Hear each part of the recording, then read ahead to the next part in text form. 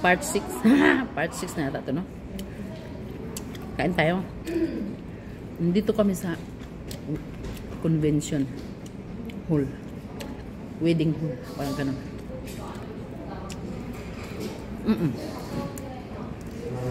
May mga Pilipina daw nagtatrabaho dito. Ako tumayo na lahat. Ako nga mag-isa.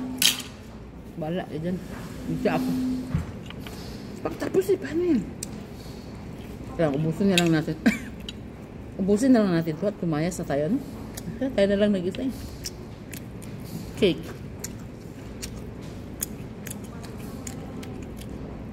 May Pilipina daw dito, mga kaibigan ko nag-alba. Dito sa Wonju. Amor Convention. Friends, ako na lang mag-isa. Wala.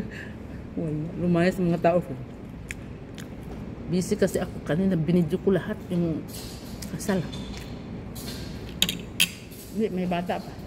Ay, mo ka?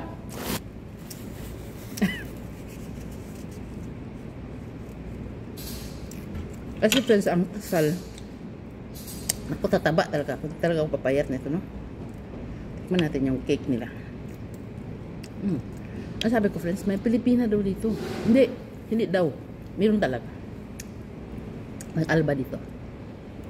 Nag-sideline. Alam yung bunso ko, friends? Na bata. High school sa kanya. Grabe, sa isang araw, dalawa yung alba niya. Meron siyang Yogiso, meron siyang wedding hall, meron siyang CU, meron siyang GS. Grabing bata na yun eh.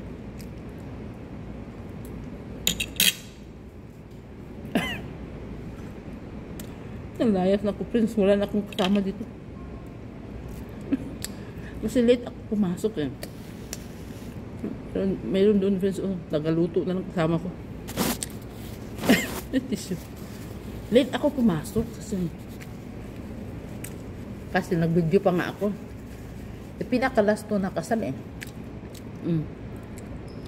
Bilis, bakit mga Koreano bilis kumain ano? Grabe. Hindi ko kaya. Tapos mo lumayas na yun. Ay, layas na tayo, friends. Wala pa namang sumita sa akin.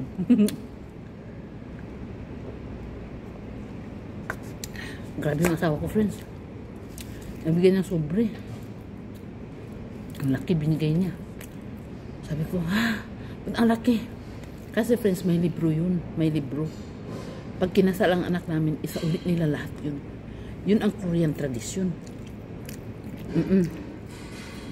Kaya, pag may kinasal, may namatay, ganun, may birthday,